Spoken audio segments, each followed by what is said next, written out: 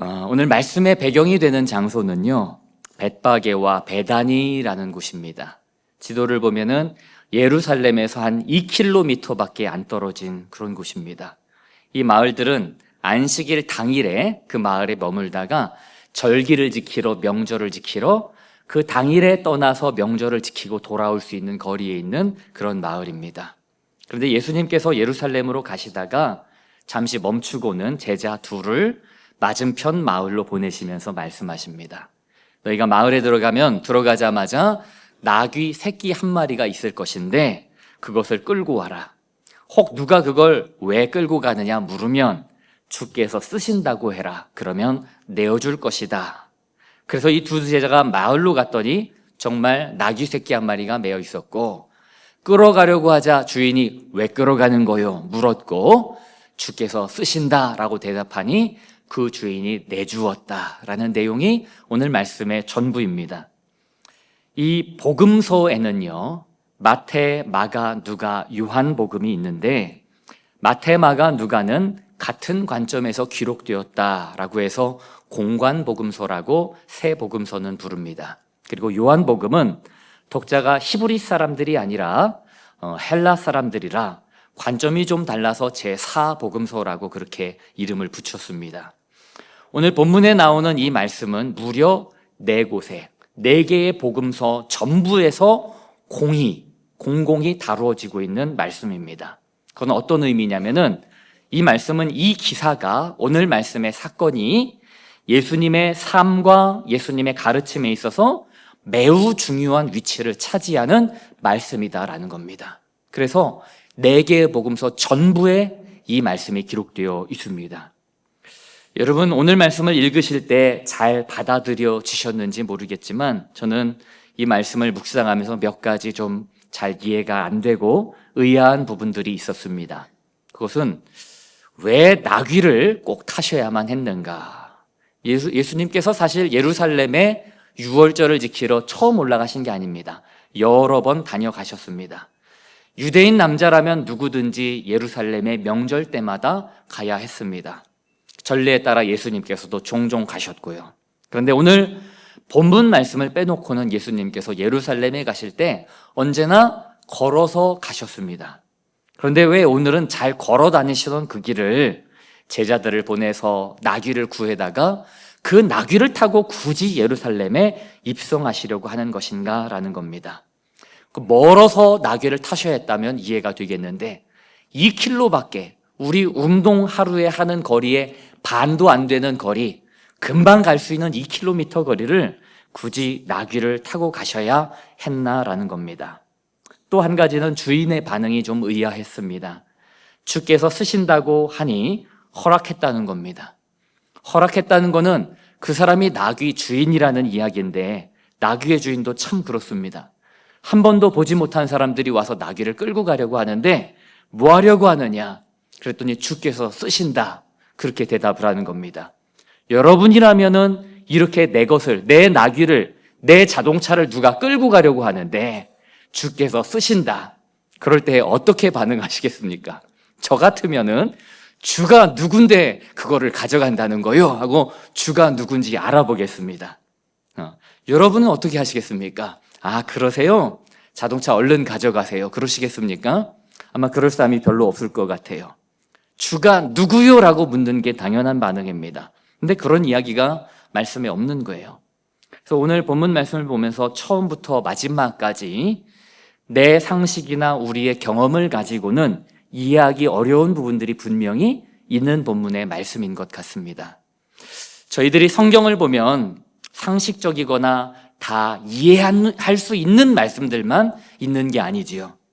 특히 복음서에 보면은 상식으로는 와닿지 않는 말씀들, 그것을 내 상식을 넘어서는 초월하는 말씀들이 복음서들에는 가득가득합니다. 특히 예수님께서 행하신 일들은 대부분 그럴 때가 많아요.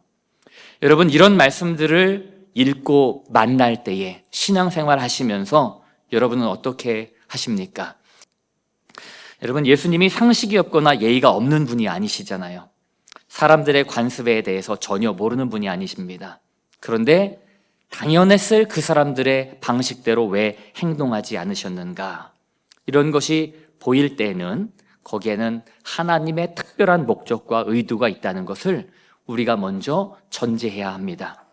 의구심과 의문을 품는 것이 아니라 목적과 의도가 무엇이기에 이렇게 하시는가라는 게 성경을 읽는 바른 관점이고 태도입니다.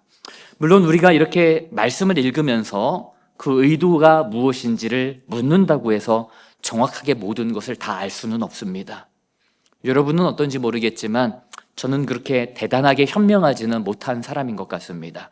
그래서 말씀을 준비하면서도 왜 그럴까 질문을 할 때도 그게 막 순식간에 다 깨달아지고 그리고 막 설교문이 막 써지고 그러지는 않습니다. 오늘 말씀도 준비하면서 얼마나 고민을 많이 하고 얼마나 힘들게 수정을 하고 또 애를 먹었는지 모릅니다. 여러분이 들으실 때는 이 말씀이 하찮은 것 같아 보일지 몰라도 어떤 때는 밤새도록 고민하고 다음 날이 돼서야 이런 것이 아닐까 하고 가늠되어지는 말씀들도 있습니다. 그러나 아무리 명석하고 이 세상에 지혜로운 사람이라 할지라도 하나님께서 그리스도를 통해 행하신 그 신비로운 일들을, 그 하나님의 의도와 섭리와 뜻들을 다 사람이 헤아리고 알기는 사실은 불가능한 겁니다. 다만 하나님의 그 목적과 의도로서 담겨져 있는 것들을, 그 조그만 한 조각을 한 인간으로서 깨닫는 것이 감사할 뿐입니다. 그렇게 생각하면 오늘 본문 속에서도 깨달아지는 것이 몇 가지 있음이 그저 감사할 뿐입니다. 앞서 말씀드릴 때 오늘 말씀은 4개 복음서 전체에 다 나오는 기사라고 말씀드렸는데, 오늘 우리가 읽은 마가복음에는 나타나 있지 않지만 다른 복음서에 적힌 같은 기사를 병행구절이라고 합니다. 근데 거기에 설명이 조금 나와 있는데, 마태복음 21장을 보시면 오늘 말씀과 똑같은 내용의 말씀들이 기록되어 있습니다. 거기에는 그리하면 즉시 보내리라 하리니 한 다음에 마태가 왜 그렇게 했는지에 대해서 친절하게 설명을 해놓아요. 마태복음 21장 4절부터의 말씀입니다. 이는 선지자를 통하여 하신 말씀을 이루려 하심이라.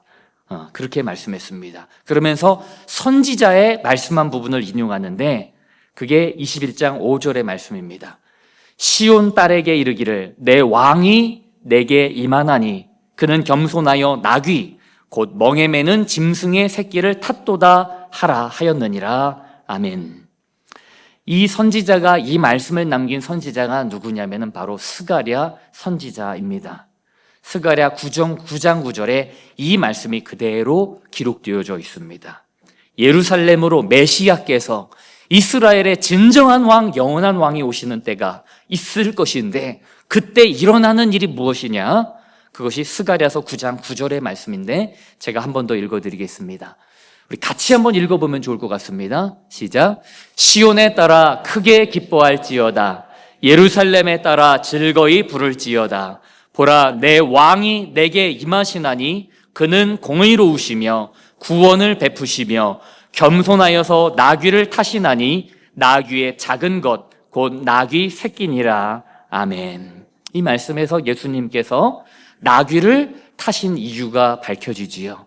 그것은 하나님의 말씀, 선지자의 예언을 완전하게 이루기 위해서입니다. 주님의 이 마음과 주님의 이 태도와 주님의 목적을 저희들이 닮아가기를 원합니다. 하나님의 말씀이 이루어지는 것에 우리가 관심 있는 자가 되기를 원합니다. 주의 뜻이 이루어지는 것에 관심하고 하나님의 뜻을 우리의 삶에 이루어드리는 모든 분들이 되시기를 축복합니다. 굳이 베다니에서 나귀 새끼를 타고 간 것은 의도적으로 예언된 하나님의 말씀을 이루기 위해서였다라는 것입니다. 여러 번 예루살렘에 방문하셨지만 이때는 달랐다라는 겁니다. 지금 예루살렘에 예수님께서 올라가시는 것은 다른 때 올라갔던 것과는 다른 때입니다. 무엇을 위해서냐면은 그리스도로서 가셔서 고난당하시고 십자가에 죽으시고 부활하시는 메시아로서 하셔야 할 일을 하기 위해 가는 것이고, 여러 차례 그것에 대해 말씀하셨는데 그 말씀하신 예언을 이제 이루기 위한 의도적인 행동이 나귀를 타고 예루살렘에 들어가시는 것이다라는 겁니다. 그리고 예수님은 이것들을 할 수 없어서 어쩔 수 없이 하는 것이 아니라 주권적으로 스스로 기꺼이 주님께서 하시는 것임을 오늘 말씀이 우리에게 밝혀주고 있습니다. 오늘 말씀 속에는 여러 의미들이 담겨져 있습니다. 이 말씀을 묵상하는 이마다 겸손하신 나귀를 타신 예수님의 은혜를 받는 분들이 계실 것이고, 하나님의 뜻을 이루고자 하신 예수님께 대하여 도전을 받고 그리고 은혜를 받는 분들도 계실 겁니다. 그러나 저는 오늘 말씀 중에 맨 마지막 부분에 있는 나귀 새끼의 주인이 저의 마음에 크게 다가왔습니다. 이 나귀의 주인은 어느 날 자기와 아무 친분도 없는 사람들이 와서 나귀를 풀어가려는 것을 봅니다. 주께서 쓰신다는 말을 들었을 때 당연히 저지하거나 주라고 하는 사람이 누구인지 물어봐야 했을 겁니다. 그런데 그렇지 않고 그냥 허락을 했다는 얘기입니다. 내 건데, 내 뜻대로 할 건데 라고 자기를 주장하지 않았습니다. 이 말씀은 주인의 후함을 말하는 게 아닙니다. 여기에는 의도적인 주님의 가르침이 담겨져 있습니다. 이건요, 주님께서 자기가 나귀를 안 가지고 있으니 나귀 새끼를 갖다가 써버리는 갈취하는 행동이 아닙니다. 도용하는 것이라고 보면 큰 오해입니다. 오늘 본문 3절에 보면은 주가 쓰시겠다 하라고 하면서 그 다음에 즉시 이리로 보내리라 라고 사실은 되어 있습니다. 요즘 성경은 진짜 잘 기록되어 있습니다. 3절에 보시면은요, 여러분 가지신 성경 3절에 보면은 밑에 주석이 달려있는 설명이 붙어 있을 겁니다. 그리고 그런 주석이나 해설이 쓰여져 있지 않은 성경에는 이 3절 말씀에 번호가 붙어 있을 거예요. 그 번호를 따라서 그 성경 쪽의 아래쪽을 보시면 다른 번역도 같이 소개를 합니다. 그래서 즉시 이리 돌려보내리라 라는 말씀이 함께 쓰여져 있습니다. 그래서 이 말씀이 새번역 성경에는 이렇게 기록되어 있어요. 어느 누가 왜 이러는 거요 하고 물으면 주님께서 쓰시려고 합니다 라고 대답하라. 쓰시고 나면 지체 없이 이리로 돌려보내실 것입니다 라고 말하여라 라고 그렇게 기록되어 있습니다. 한번 우리가 그 나귀 새끼의 주인이 되어 생각을 해보는 겁니다. 나에게 누군가 와서 또는 주님께서 오셔서 쓰시겠다라고 하신다면은 내게 있는 것을 기꺼이 쓰도록 하시겠느냐라는 것입니다.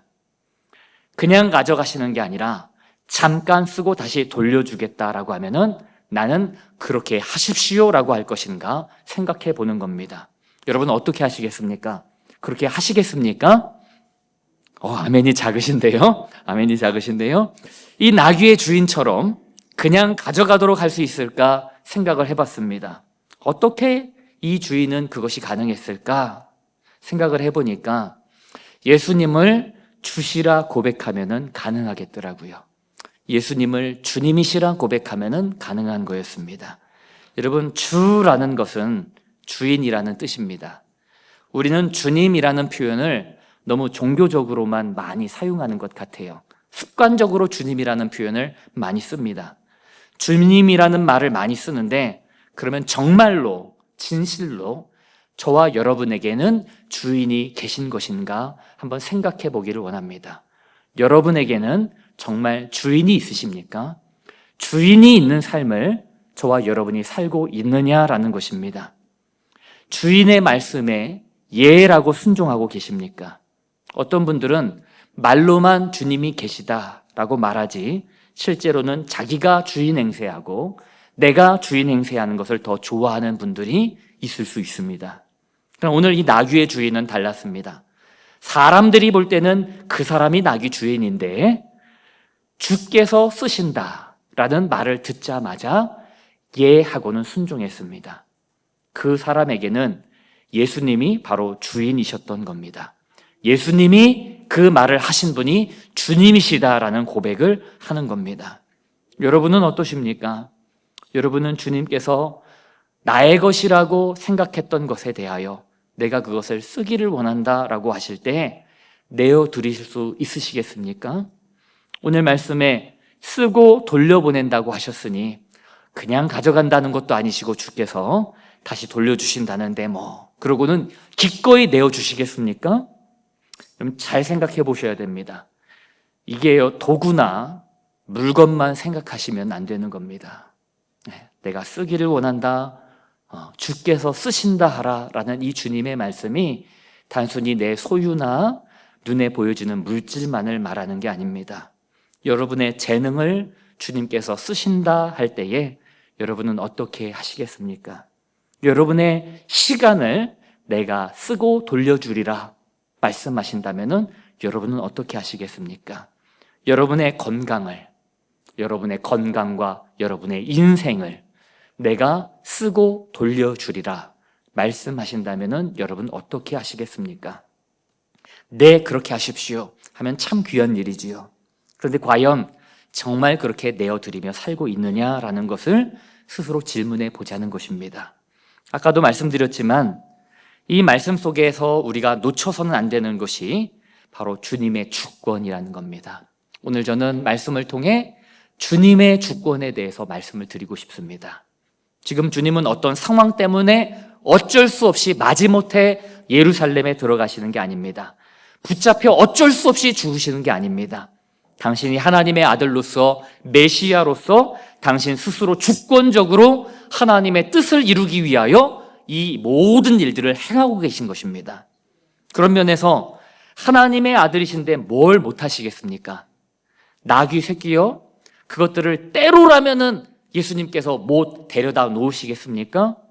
나귀 주인에게 말하지 않으시고도 얼마든지 수많은 나귀들을 사용하실 수 있었을 겁니다. 사용할 나귀가 없으면은 그 나귀를 만들지는 못하셨겠습니까?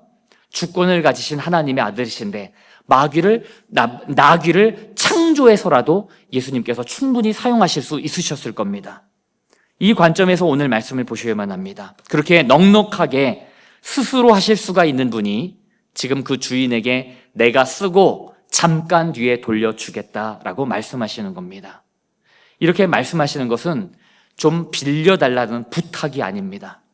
그분은 부탁하셔야 하는 분이 아닙니다. 예수님은 우리에게 부탁하셔야 되는 분이 아닙니다. 뭘 누구에게 주권자께서 왕께서 부탁을 하시겠습니까? 주님은 당신 스스로 무엇이든지 만드실 수 있고 무엇이든지 하실 수 있는 분이십니다. 그럼에도 불구하고 이렇게 하시는 것은 청함입니다. 그리고 부르심의 의미가 이 속에 담겨져 있는 겁니다. 그 가지고 있는 나귀를 주님의 사역에 쓰시겠다고 하는 그 부르심, 청함이 오늘 말씀 속에서 놓치지 말아야 될 주님의 의도입니다. 그리고 오늘도 예수님께서는 나의 왕, 나의 주님으로 오셔서 저와 여러분을 하나님의 역사를 위하여, 하나님의 아름다우신 뜻을 위하여 쓰기를 원한다 말씀하시며 겸손하게 나귀를 타신 그 모습으로 저와 여러분에게 청하고 계시다라는 겁니다. 바로 저와 여러분을 향한 부르심인 겁니다. 과연 이것이 나귀 새끼에게만 해당되는 것인가 잘 생각해 봐야 합니다. 주님은요, 우리가 가지고 있는 것 중에서 허락 없이 그리고 무엇이든지 주권적으로 사용할 수 있는 분이십니다. 아멘이신가요? 예수님은 그 권세가 있으신 분이십니다. 우리가 살아갈 때에 하나님께 내가 허락한 것들만 하나님께서 사용하시던가요? 아닙니다. 내가 허락한 것만 하나님께서 받으시고 내가 허락해야 그분이 가져가시던가요? 아닙니다. 만약에 그럴 수 있는 사람이 있다면 그 사람은 하나님보다 위대한 자일 겁니다. 그러나 그럴 수 있는 사람은 이 세상에 아무도 없어요. 우리의 허락 없이도 주님은 주권적으로 우리에게 있는 것들을 주기도 하시고 거두기도 하십니다. 재물, 시간, 재능, 생명, 그 무엇이든지 주기도 하시고 거두기도 하시는 분이십니다. 여러분, 우리 중에 내가 승인해서, 내가 허락해서 이 땅에 태어나신 분이 누가 계십니까? 생명을 내가 만들었습니까? 생명의 주인 되신 하나님께서 주셨고 저와 여러분을 이 세상에 태어나게 하셨고 오늘까지 이 호흡을 가지고 살아오도록 해주셨습니다. 반대로 이 세상에 하나님께서 당신의 생명을 거두어 가실 때 허락받고 하나님께서 가져가십니까? 그렇지 않습니다. 허락 없이 하나님께서는 주권적으로 행하십니다. 하나님께 우리가 드리는 것은요, 그것은 우리가 하나님께 쓰시라고 허락해서 하는 게 아닙니다. 오해하시면 안 되는 겁니다. 재물, 허락 없이도 한꺼번에 하나님께서 얼마든지 쓸어 가시기도 합니다. 의인이었던 욥의 삶에도 그런 일이 있었지 않습니까? 여러분은 그런 경험이 없으십니까? 그렇다면 참 다행이십니다. 건강의 문제는 어떻습니까? 언제 허락받고 우리에게 건강을 주시기도 하고 거두기도 하셨습니까? 허락이 사실은 필요가 없는 겁니다. 하나님의 주권성이 있는 겁니다. 그럼에도 불구하고 왜 우리에게, 나에게 너의 재물을 쓰자, 너의 건강을 쓰자, 너의 시간을 좀 쓰자, 너의 생명을 좀 쓰자 하실 때에 그것을 마치 본래 내 것인 것처럼 우리는 주장하고 있느냐라는 말씀인 겁니다. 그것은 참된 신앙이 아니다라는 것입니다.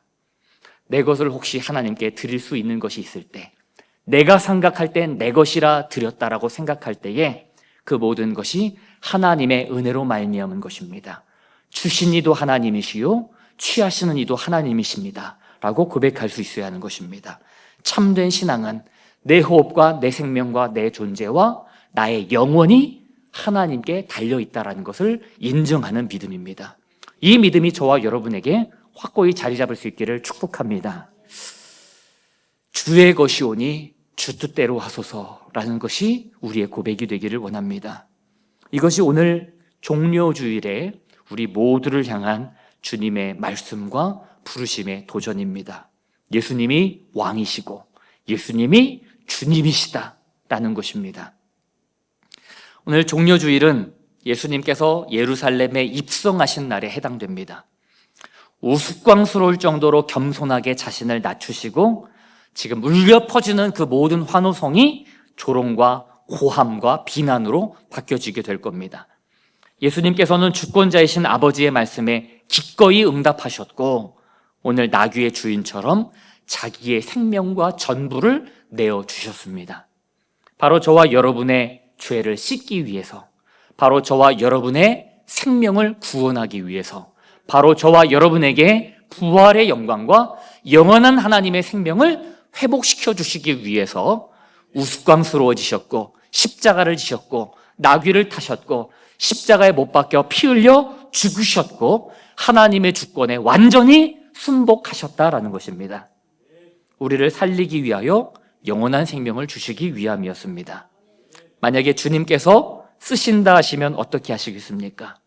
여러분의 시간을 쓰신다 하실 때에, 여러분의 생명을 쓰신다고 하실 때에, 글쎄요, 시간도 그렇고 재물도 그렇고 다시 주신다면은 다시 주시겠지만 생명은 주님께서 다시 주시려나요? 그렇게 생각하는 분들도 계실지 모르겠습니다. 왜 안 주시겠습니까? 우리의 이 썩어질 육신, 우리의 시간, 우리의 유한한 생명을 하나님께서 사용하시고 영원한 것으로 저와 여러분에게 주실 것을 믿으시는 모든 분들이 되기를 주님의 이름으로 축원드립니다. 잠깐 쓰시고 우리에게 영생을 주십니다. 생명을 주시겠다 말씀하셨습니다. 이것이 믿어져야 부활의 믿음과 소망도 있는 겁니다. 주권은 하나님께 있습니다. 썩어질 것으로 심어 영원한 것으로 열매 맺는 은혜가 있으시기를 주님의 이름으로 축복합니다. 오늘 말씀을 맺고자 합니다. 저에게나 우리 성도님들께나 마찬가지입니다. 이 나귀 새끼의 주인과 같은 모습이 오늘 우리 모두에게 고백되기를 주님의 이름으로 축원드립니다. 주님께서 말씀하십니다. 내가 생명을 구원하기 위하여 십자가를 지기 위해 내가 못 박혀 죽기 위해 저곳에 간다. 그 십자가의 길에, 그 구원의 길에, 구원의 역사의 걸음에 너를 초대하기를 원한다. 너의 손에 맡긴 것을 내가 겸손함으로 구한다 라고 우리에게 말씀하고 계십니다.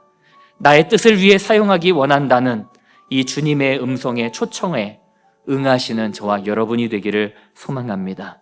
예수님을 그리스도로, 주님으로, 왕으로 고백하고 믿는 역사가 우리 모두에게 있으시기를 주님의 이름으로 축원드립니다.